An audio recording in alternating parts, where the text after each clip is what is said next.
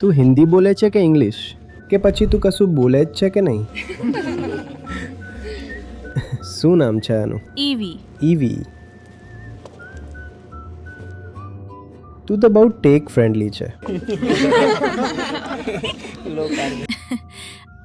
આ તારી બુક છે. તું અહીં બુક માટે આવી છે ને?